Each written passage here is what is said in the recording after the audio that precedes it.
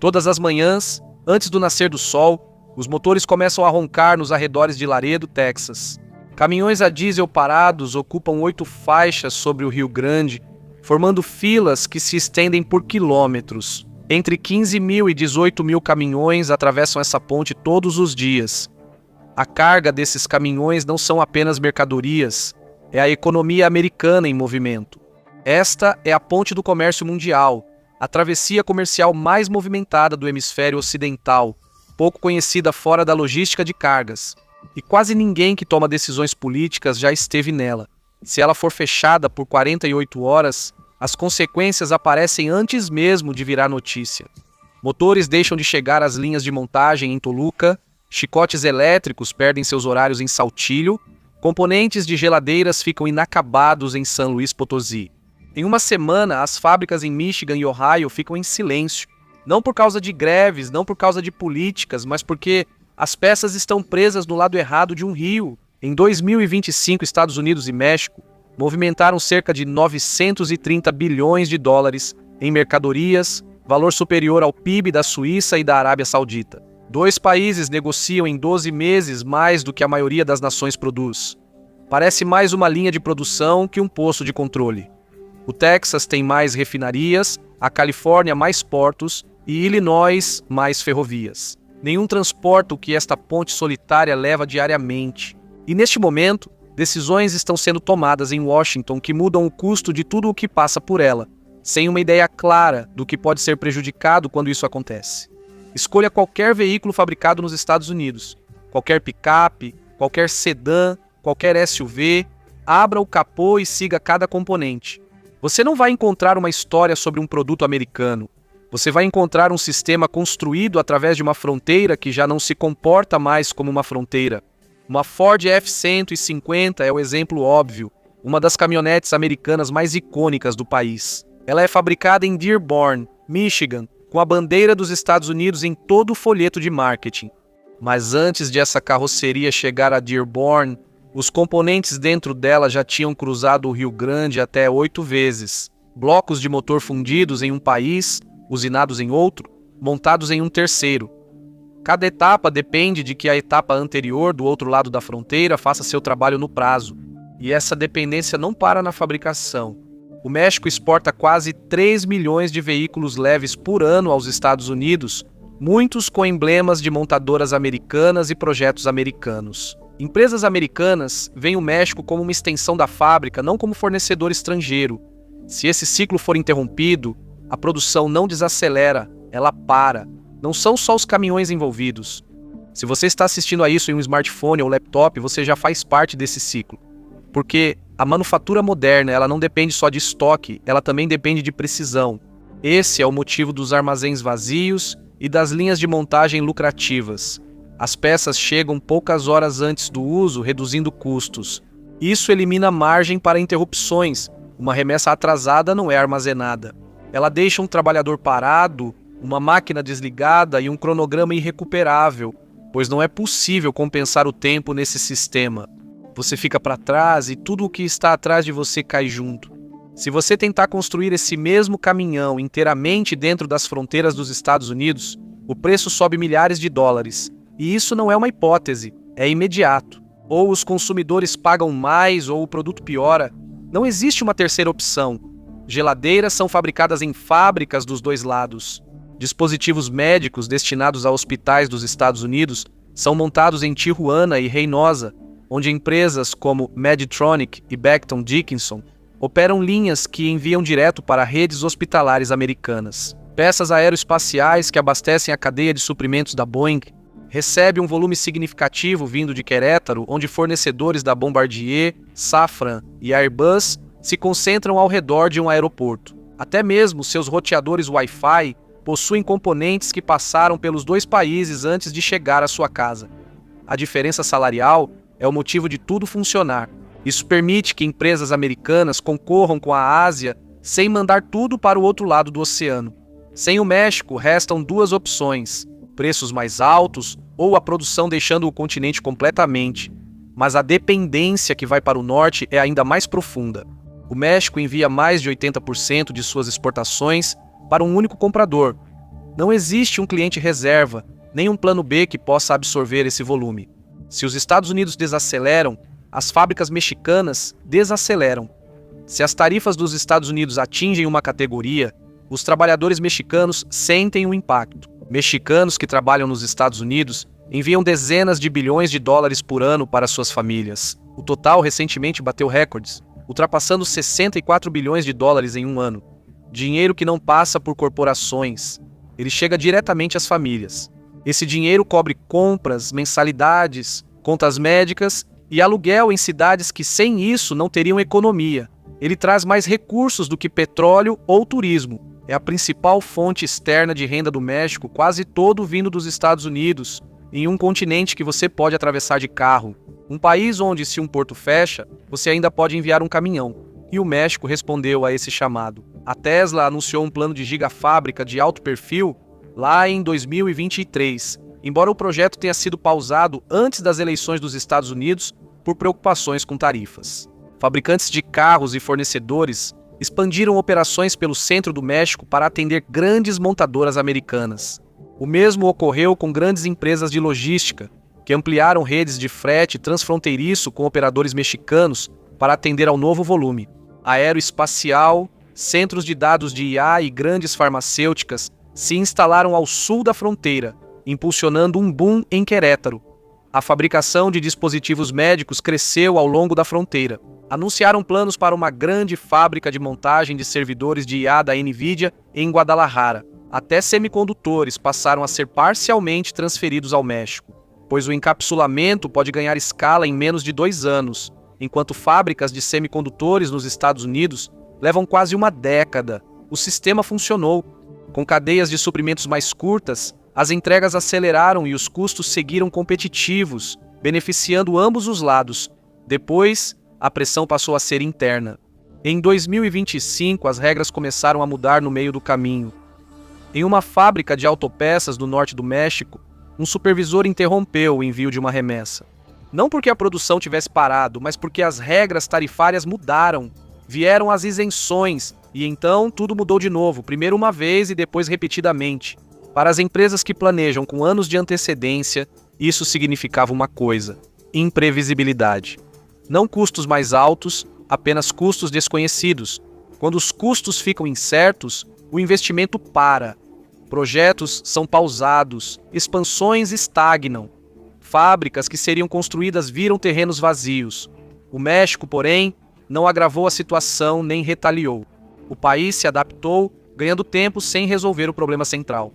Porque o problema não era político, mas estrutural. Quando a Ford alertou que as tarifas cortariam 1,5 bilhão de dólares dos lucros, não era o México que estava levando o prejuízo. Uma empresa americana pagava mais para gerir sua própria cadeia de suprimentos. Semanas depois, a General Motors também alertou, prevendo impacto de até 5 bilhões de dólares. A Stellantis paralisou a produção em suas fábricas de montagem no México e no Canadá. Trabalhadores em Michigan e Indiana. Esse é o custo humano de uma tarifa. Não é uma manchete, mas um turno perdido, um salário. Sumiu. O nearshoring deveria resolver o problema. Em vez disso, trouxe um novo. Instabilidade no centro do sistema. O comércio é só a superfície. Os riscos mais profundos estão por baixo disso. O México agora gera mais de 60% de sua eletricidade a partir do gás natural, mas ele é importado. A produção doméstica vem caindo há anos, atingindo o menor nível em 2 décadas no início de 2025. A diferença é suprida quase totalmente por gasodutos que seguem para o sul, partindo dos campos da bacia do Permiano, no Texas, do Eagle Ford Shale e de corredores que se estendem até o Arizona e a Califórnia. Em maio de 2025, as exportações de gás natural dos Estados Unidos para o México por gasoduto bateram recorde mensal. Cerca de 75% de cada pé cúbico de gás que o México consome atualmente chega do outro lado da fronteira. Mais de 1/4 do total das exportações de gás natural dos Estados Unidos vai direto para as redes mexicanas. O gás americano abastece fábricas mexicanas. Essas fábricas produzem peças. Essas peças cruzam de volta para as linhas de montagem americanas. Se esse fluxo for interrompido, a produção não cai só de um lado, ela falha dos 2 lados. O México está muito ciente disso, ele reconhece o perigo. O México acelera a construção de oleodutos, exportação de GNL e geração doméstica. Mas nada disso substituirá tão cedo o fornecimento dos Estados Unidos. A dependência já estava estabelecida. E então tem a questão da água. Os fazendeiros americanos no sul do Texas viram temporadas inteiras de colheita serem perdidas, enquanto o México atrasava as entregas de água exigidas pelo tratado. Existe um tratado de 1944 que deveria evitar exatamente isso. E agora ele está se desfazendo. Estados como Chihuahua já se revoltaram pelas liberações de reservatórios para quitar dívidas do México. As negociações sobre a dívida de água quase desmoronaram várias vezes em 5 anos. Agora, conecte isso ao que aparece nas lojas. Se você come tomates frescos em janeiro, eles vieram do México. E o abacate na sua torrada também. Aproximadamente 9 em cada 10 abacates nas lojas dos Estados Unidos vêm do México. Frutas vermelhas, pepinos, pimentões, mangas, praticamente todo o corredor de hortifruti fora de época depende das estufas e campos mexicanos. Se faltar água, não há plantio, resultando em prateleiras vazias nos Estados Unidos em poucos dias e queda na renda dos agricultores dos dois lados da fronteira. Em 2024, inspetores americanos interromperam o envio de abacates de Michoacán por questões de segurança. Os preços nos supermercados dos Estados Unidos dispararam em poucos dias. Um inspetor gerou uma semana de atraso e alta de preços nacionalmente, mostrando como as margens são apertadas. O caso da cerveja é semelhante. Os Estados Unidos importam mais cerveja do México do que de qualquer outro país do mundo. A maioria dos packs de 6 garrafas em Chicago, Atlanta ou Seattle vem de linhas de produção no México, cruza a fronteira de trem ou de caminhão e chega ao refrigerador da sua loja local. Disrupted. E as cervejas mais vendidas nos Estados Unidos ficam mais caras. Cerca de 5 milhões de empregos americanos dependem diretamente do comércio com o México. Em estados como Texas, Arizona, Novo México e Califórnia, o México está no topo do mercado de exportação. 28 estados dos Estados Unidos têm o México como um dos 2 principais parceiros comerciais. Se o comércio acabar, empregos somem em lugares distantes da fronteira, como fábricas em Indiana, fazendas em Iowa e no Kansas. Pátios ferroviários que existem porque esse sistema existe. Cidades inteiras, incluindo Laredo, McAllen e El Paso, funcionam graças a esse fluxo. Se remover isso, as economias dessas cidades também encolhem. Fábricas na fronteira norte do México empregam cerca de 3 milhões diretamente e dezenas de milhões indiretamente nos 2 países. O governo mexicano aumentou os salários nominais nessas fábricas em mais de 100% entre 2020 e 2025. Trabalhar em fábrica costumava significar mal conseguir sobreviver. Agora, significa uma chance real de vida de classe média, energia, água, comida e trabalho. 4 sistemas conectados. Se você interrompe um, os efeitos se espalham e se acumulam, não são uniformes. Políticos usam a palavra colapso, mas na verdade é uma escolha errada. Um colapso é dramático e eventos dramáticos ganham manchetes. O que realmente acontece é mais lento e difícil de perceber. Começa com atrasos. Um carro que costumava levar 6 semanas do pedido até a garagem começa a levar 3 meses, depois 4. Os prazos de entrega se estendem muito além do que os compradores esperam. Mas, nos bastidores, algo maior está acontecendo. Essa incerteza entra no preço de tudo. Agora, estenda essa mesma dinâmica para geladeiras, máquinas de lavar, respiradores hospitalares. Os custos começam a aumentar. Uma geladeira da Whirlpool que demorava 6 semanas agora leva 4 meses. Um respirador da Medtronic encarece antes de ficar mais raro. Naturalmente, a qualidade piora. Depois vêm os efeitos em cascata. As empresas param de construir, não porque não conseguem construir, mas porque não conseguem prever sob quais regras vão operar. O investimento vai para outros lugares, como Vietnã, Índia, Polônia, lugares onde as regras ainda duram o suficiente para se planejar. No México, a dor é mais intensa e rápida. Os salários da indústria estagnam. Trabalhadores perdem estabilidade e migram para o norte, rumo às cidades americanas. Isso aumenta a pressão migratória que as tarifas deveriam evitar. Nos Estados Unidos, essa pressão se volta contra o próprio país e o custo de repatriar a produção começa a pesar. Aumentar a produção interna eleva os preços, afetando logo os consumidores. E os concorrentes globais dos Estados Unidos não esperam. Eles se expandem mais rápido, de forma mais barata e com menos interrupções. Há uma breve janela em que a integração norte-americana funciona. Se ela se fechar, os fabricantes asiáticos dominam o mercado. A produção perdida não volta, ela apenas se realoca. A venda de carro adiada será para um veículo elétrico chinês que chega na hora certa e com preço acessível aos americanos. Uma fábrica que não é construída no Texas não será construída depois. Ela é construída em Hanoi e permanece lá. Não existe uma saída limpa desse sistema. Imagine que os Estados Unidos decidem se desvincular totalmente da manufatura mexicana. Nada mais de carros fabricados no México, nada mais de autopeças cruzando a fronteira, nada mais de eletrodomésticos mexicanos. Tudo isso passa a ser produzido dentro das fronteiras dos Estados Unidos. A indústria automobilística precisaria de centenas de milhares de novos trabalhadores da manufatura, com salários americanos. Já faltam funcionários nas fábricas dos Estados Unidos que não conseguem preencher as vagas atuais. Criar centenas de milhares de empregos a mais exigiria grande aumento na imigração, oposto ao que defendem os favoráveis ao desacoplamento, ou salários tão altos que inviabilizariam a conta. Mesmo que surgissem trabalhadores, não há fábricas. Construir uma fábrica de automóveis nos Estados Unidos leva de 3 a 5 anos, até o primeiro carro ser produzido. Formar uma base de fornecedores ao redor leva mais 2 anos. Quando essas fábricas estiverem prontas, vão competir com veículos elétricos de países que sempre otimizaram suas cadeias de suprimentos. Os consumidores americanos teriam que arcar com esse custo o tempo todo. Uma nova caminhonete que custa $50 mil hoje passaria a custar $60 mil ou mais depois disso. E isso é só um setor. O mesmo ocorre com dispositivos médicos, eletrodomésticos, componentes aeroespaciais e eletrônicos. Cada categoria fica mais cara e, em muitos casos, a produção nem volta para casa. Ela vai ainda mais longe. Nenhuma base de fornecedores domésticos cresce rápido o bastante para substituir a atual. Veja o que a Apple enfrentou quando tentou transferir a montagem do iPhone da China para a Índia. 2 anos de interrupções, problemas de qualidade, menor rendimento e lacunas na produção acabaram levando a fabricação novamente para fornecedores chineses consolidados. Reconstruir uma cadeia de suprimentos não é uma decisão política, é um projeto industrial que leva uma década. Ok, mas e o México? Ele poderia se afastar dos Estados Unidos?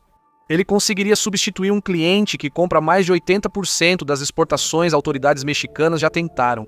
O governo da presidente Claudia Sheinbaum trabalhou para ampliar as exportações ao Canadá, onde os embarques cresceram 17% em 2025. Eles expandiram para a Europa, Bélgica e Reino Unido. Produtores mexicanos de abacate conquistaram mercados no Japão e Coreia do Sul, mas sem grande impacto. As exportações mexicanas para os Estados Unidos lideram o comércio do país, superando todos os outros mercados. O Canadá e a Europa ainda são parceiros atraentes, mesmo com o crescimento recente, mas eles representam apenas uma fração do que o México vende para os Estados Unidos. Esses relacionamentos são importantes, mas nenhum se aproxima da escala do seu maior comprador individual. Nenhum outro mercado absorve esse volume por esses preços. Se o México tentasse redirecionar as exportações em grande escala, o ajuste não seria suave. O peso desvalorizaria. A inflação aumentaria. E os mesmos fluxos de remessas que sustentam milhões de famílias passariam de apoio para a sobrevivência. É isso que torna este momento tão instável. A conversa dos dois lados trata o poder de barganha como se fosse real. Os caminhões que cruzam a ponte de Laredo contam uma história diferente. Eles continuam passando. 6 milhões em 2024. Em 2025, houve uma leve queda devido à turbulência das tarifas, mas voltou a subir quando as regras se estabilizaram. A ponte reflete a realidade mais rápido que as políticas. Quando a Suprema Corte derrubou as tarifas em fevereiro de 2026, o alívio durou apenas algumas horas. Elas foram substituídas em poucas horas por uma tarifa global de 10% limitada a 150 dias. Quando a próxima ameaça de tarifa surgir, os fabricantes vão pausar novamente. Mas o dinheiro inteligente faz o que sempre faz, se protege.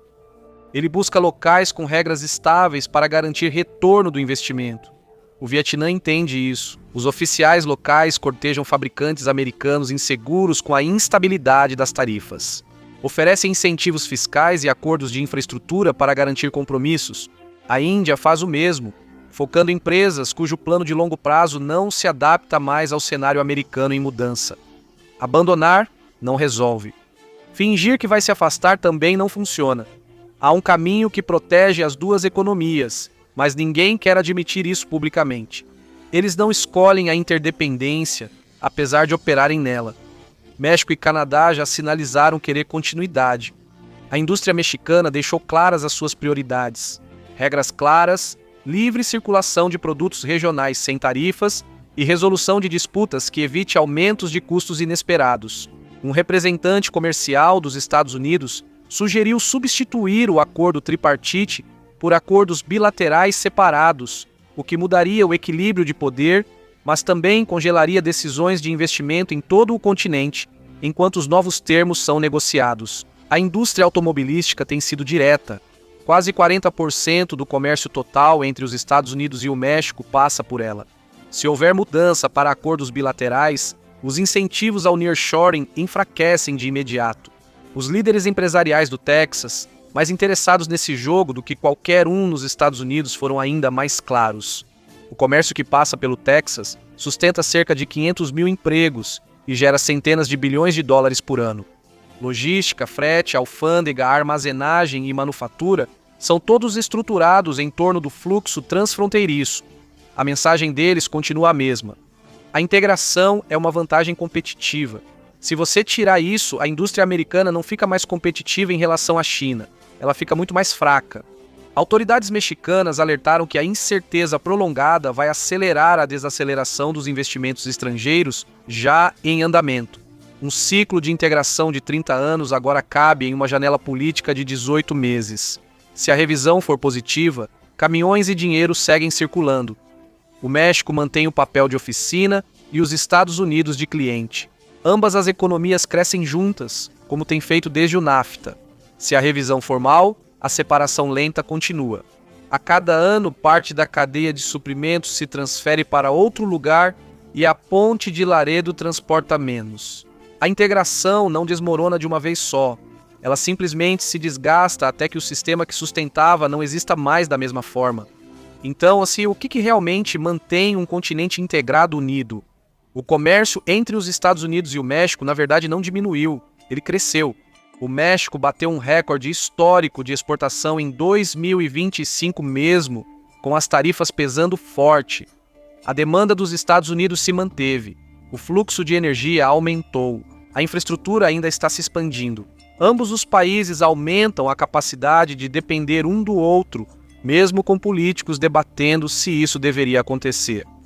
A razão é simples: o sistema funciona. Funciona para um trabalhador automotivo mexicano em Coahuila. Funciona para um fazendeiro de milho em Iowa que envia milho para a ração ao sul. Funciona para pessoas suficientes em lugares suficientes, de modo que romper com isso traz um custo político imediato. Então, esse relacionamento sobrevive não por meio de acordo, mas por algum tipo de impasse. Essa é uma parte fácil de deixar passar. Esse relacionamento não sobrevive porque ambos os lados concordam. Ele sobrevive porque romper com isso afeta imediatamente os eleitores. A reação seria rápida e brutal. Políticos que começavam amanhã parecendo duros com o México terminariam a semana voltando atrás, porque as pessoas que realmente pagam o preço apareceram. O ciclo de retorno é rápido, e as respostas políticas acompanham isso. Isso explica por que o México não revidou. A pressão interna nos Estados Unidos faz o que revidar faria, mas de modo mais rápido e barato. A ponte de Laredo, o gás nos oleodutos, os embarques agrícolas, as cadeias de suprimentos industriais, os fluxos de remessas, tudo isso forma um sistema que pode ser pressionado, mas não facilmente separado. Existem dois desfechos possíveis. Um em que o sistema se estabiliza e continua a crescer, e outro em que ele lentamente perde eficiência até não ser mais competitivo. Qual deles acontece depende se as pessoas que definem as políticas entendem o que realmente está passando por aquela ponte todos os dias. Não são só mercadorias, são o núcleo operacional de uma economia continental. Caminhões já estavam enfileirados antes do amanhecer. Eles estarão enfileirados amanhã e na manhã seguinte a demanda não mudou. A única questão é se o sistema que supre essa demanda continuará funcionando. Porque quando isso não acontece, os caminhões não diminuem a velocidade, eles param completamente. Obrigado por me acompanhar hoje, espero que você tenha gostado do vídeo. E se quiser ver mais vídeos como este, por favor, considere se inscrever e ativar as notificações. Isso realmente faz diferença. Obrigado novamente, até a próxima no Matchpack.